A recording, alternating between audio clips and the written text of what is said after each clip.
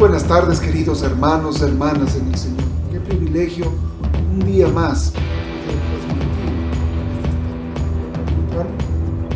las enseñanzas de los Salmos. El día de hoy vamos a estudiar brevemente el Salmo 110. Este salmo está ubicado en el quinto libro de los Salmos, que van del Salmo 107 al Salmo 150.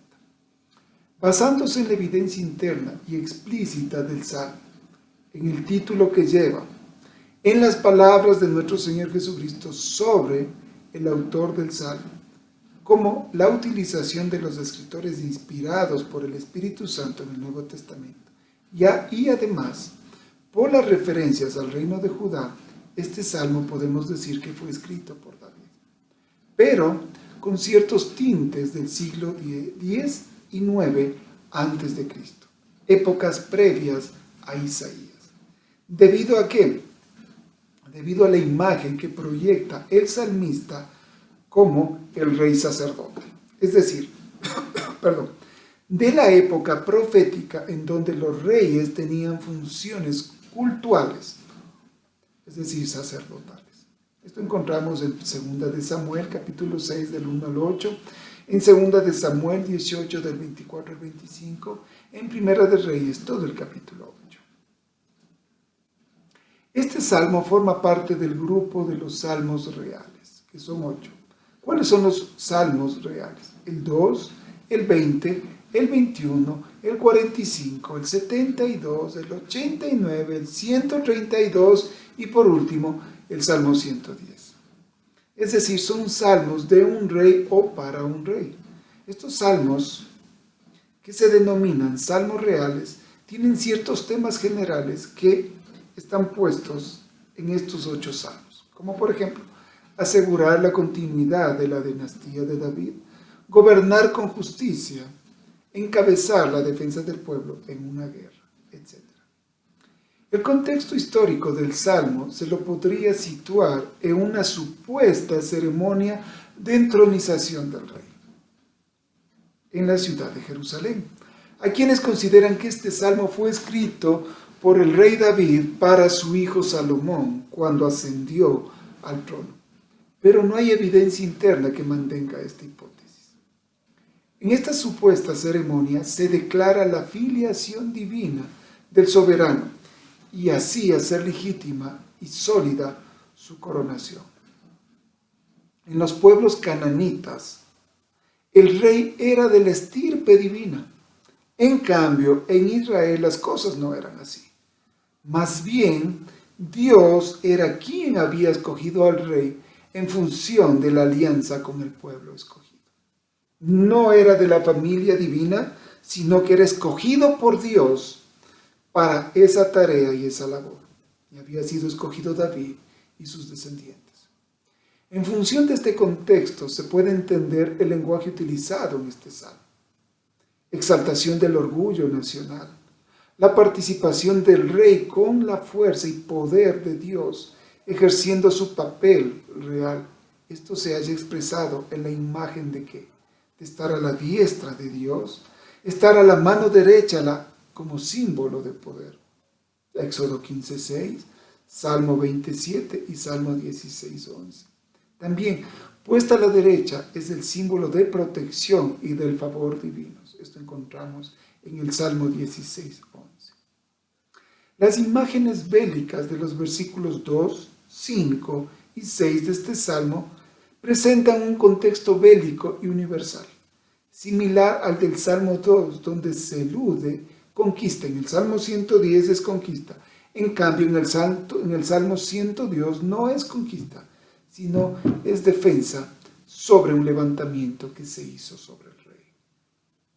Estos versículos forman un cuadro de recuerdos del rey David, cuando en el segundo libro de Samuel, capítulo 3, versículo de 18, dice: Ahora pues hacedlo, porque Jehová ha hablado a David diciendo: Por la mano de mi siervo David libraré a mi pueblo Israel de mano de los filisteos y de mano de todos sus enemigos. ¿A quién está haciendo referencia a Dios? A mi siervo David. Por medio de su mano libraré a mi pueblo de filisteos y de todos sus enemigos. Sin embargo, la universalidad de las imágenes dan pautas a una perspectiva mesiánica. El ungido, descendiente de David, es débil, es pecador, es imperfecto, y no llega ni de broma a ser el signo del Mesías Rey. Si vemos la conducta del rey David y de todos los demás descendientes del rey David, todos ellos no tenían buenas características. Pero el ungido de Dios, perfecto, sin tacha, vencedor, esperado, anhelado, amado, calza a la perfección en la descripción. Estos salmos, el Salmo 110 y el Salmo 2, leídos a la luz del Nuevo Testamento, con una perspectiva mesiánica, presentan la victoria final del ungido de Dios sobre todos sus enemigos, el gobierno eterno del Mesías y también las profecías cumplidas de Dios para su pueblo. El tono del Salmo 110, es muy diferente a las profecías sobre el siervo sufriente de Isaías. Hay un cambio completo. En los escritos del profeta Isaías, el ungido de Dios está para sufrir. En cambio, en este salmo, él es un sacerdote, rey victorioso. En los escritos de Isaías es el siervo sufriente de Dios. En este salmo es el rey sacerdote victorioso, que vence a todos sus enemigos y que gobierna desde Jerusalén a todas las naciones. Este salmo contiene dos párrafos especialmente mesiánicos. El primero enfatiza la realeza del Mesías y el segundo destaca su sacerdocio.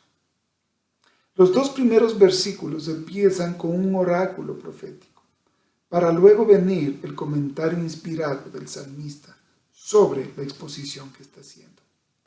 La forma como inicia el salmo es típica, pero así típica del lenguaje de los profetas.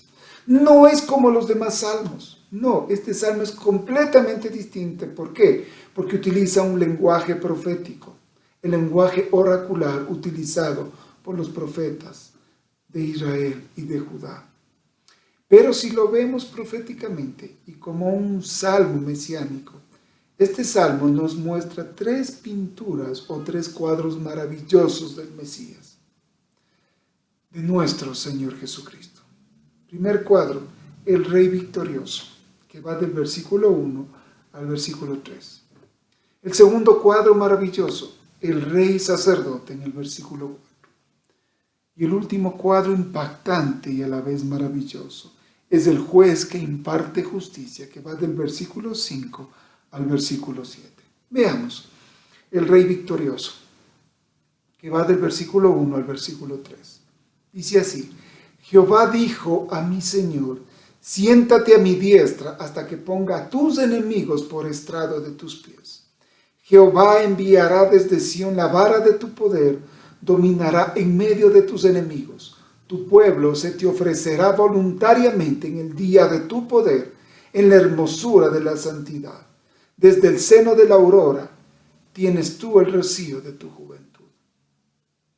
Los esclavos y los vasallos puestos en los servicios más bajos y humildes, está expresando el salmista. Las costumbres en Oriente eran que los reyes victoriosos solían pisar los cuellos de los enemigos que conquistaban, tal como lo expresa Josué 10:24. Miren lo que dice Josué 10:24. Y cuando los hubieron llevado a Josué, llamó Josué a todos los varones de Israel y dijo a los principales de la gente de guerra que habían venido con él: acercaos y poned vuestros pies sobre los cuellos de estos reyes. Y ellos se acercaron y pusieron sus pies sobre los cuellos de ellos. Otras referencias a poner los pies sobre el cuello de los pueblos vencidos está en Primera de Reyes, capítulo 5, versículo 3. Dice así: tú sabes que mi padre David no pudo edificar casa al nombre de Jehová su Dios, por las guerras que le rodearon, hasta que Jehová puso sus enemigos bajo la planta de sus pies. Lo mismo el Salmo 18, versículo 39, dice así: pues me ceñiste de fuerza para la pelea, has humillado a mis enemigos debajo de mí. Y por último, el Salmo 91, 13 dice: sobre el león y el áspid pisarás, hollarás al cachorro de león y al dragón. Los ejércitos que acompañarán al rey Mesías están llenos de millones de voluntarios que por amor a Cristo van tras él. No hay miembros en este ejército que vayan por obligación, por necesidad o en contra de su voluntad. No, todos se movilizarán y nos movilizaremos y lucharemos por el amor entrañable a nuestro Redentor y a nuestro Salvador. Ahora veamos el cuadro del rey sacerdote en el versículo 4. Juró Jehová y no se arrepentirá: tú eres sacerdote para siempre, según el orden de Melquisedec. El juramento dado al Mesías es tan importante para el autor del libro de los Hebreos que lo menciona por 5 ocasiones. El sacerdocio de Cristo es completamente diferente al sacerdocio arónico, que es figurativo, sucesivo, transferible. En cambio, el del Señor es real, efectivo, eterno, intransferible, incambiable, inmutable. ¿Y quien sostiene eso? Es nuestro Dios a favor de Cristo. Por eso tiene un sacerdocio, según la orden de Melquisedec. Y el último cuadro: juez que imparte justicia. El Señor está a tu diestra, quebrantará a los reyes en el día de su ira. Juzgará entre las naciones, las llenará de cadáveres. Quebrantará las cabezas en muchas tierras, del arroyo beberá en el camino, por lo cual levantará la cabeza. La autoridad y poder del Mesías van más allá de las fronteras de Israel.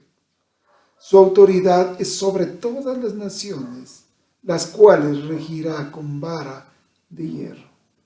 Cristo saldrá victorioso sobre todos sus enemigos.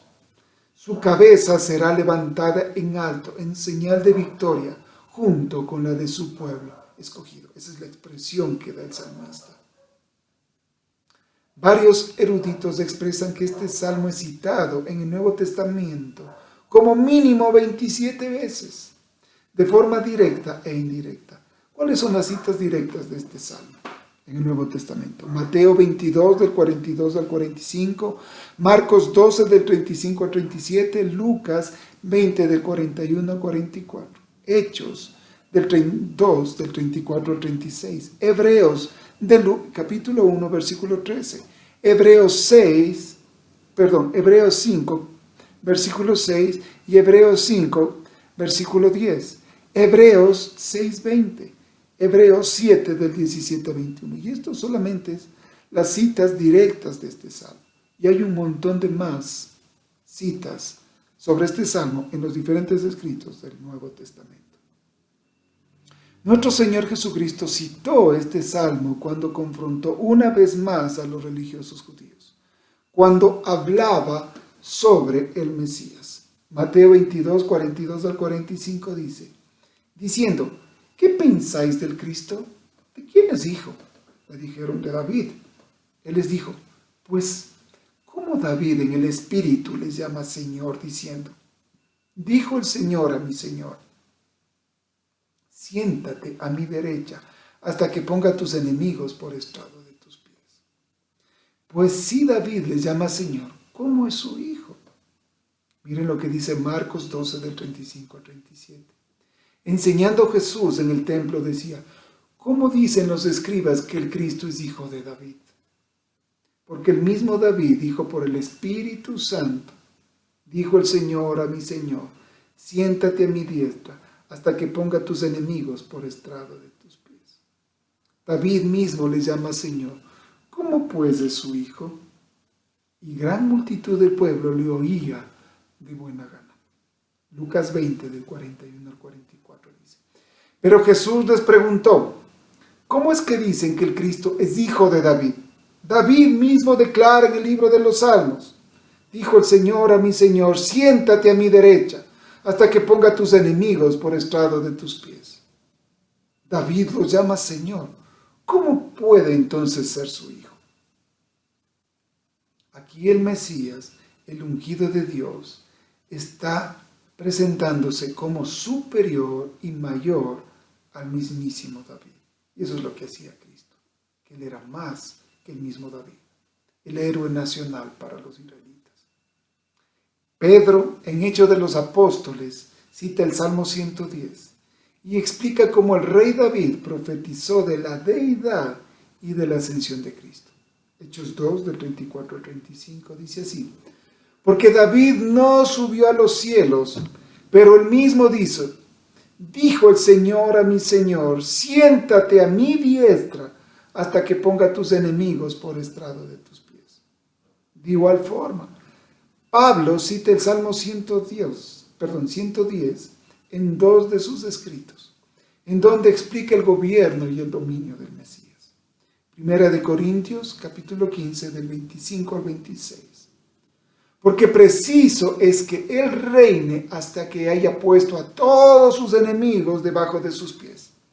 Y el postrer enemigo que será destruido es la muerte. Efesios 1, del 20 al 22. Dice: la cual operó en Cristo, resucitándole de los muertos y sentándole a su diestra en los lugares celestiales, sobre todo principado y autoridad y poder y señorío, y sobre todo nombre que se nombra, no solo en este siglo, sino también en el venidero. Y sometió todas las cosas bajo sus pies, y lo dio por cabeza sobre todas las cosas a la iglesia. Lo mismo el autor del libro de los Hebreos. De igual manera cita el Salmo 110 para demostrar la superioridad de Cristo en su sacerdocio y su realeza. Hebreos 1:13.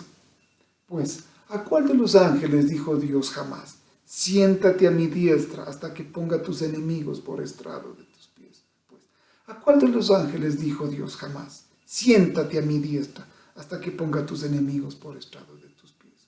Aquí el autor de Hebreos quería demostrar que Jesús era superior a los ángeles. Hebreos 10, del 12 al 13 dice: pero Cristo, habiendo ofrecido una vez para siempre un solo sacrificio por los pecados, se ha sentado a la diestra de Dios. De ahí en adelante, esperando hasta que sus enemigos sean puestos por estrado de sus pies. Nuevamente, el autor del libro de Hebreos está hablando del gobierno y dominio que tendría el Mesías. Hebreos 5, versículo 6 al versículo 10. Dice así: como también dice en otro lugar, tú eres sacerdote para siempre, según el orden de Melquisedec.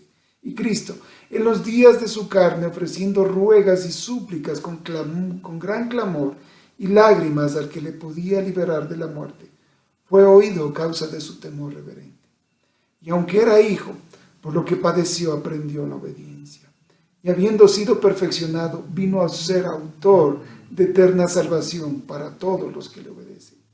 Y fue declarado por Dios sumo sacerdote según la orden de Melquisedec. Vemos en estos versículos que el autor de Hebreos está hablando del sacerdocio superior que tenía Cristo, ya que era un sacerdocio según la orden de Melquisedec, es decir, eternos. Hebreos 6, versículo 20, donde Jesús entró por nosotros como precursor, hecho sumo sacerdote para siempre según el orden de Melquisedec. Nuevamente, Jesús como sacerdote para siempre. Hebreos 7, del 17 al 21. Por juramento divino, Jesús es constituido sumo sacerdote eterno de la orden de Melquisedec. ¿Qué dice esta parte de las Escrituras? Pues se da testimonio de él: tú eres sacerdote para siempre, según el orden de Melquisedec.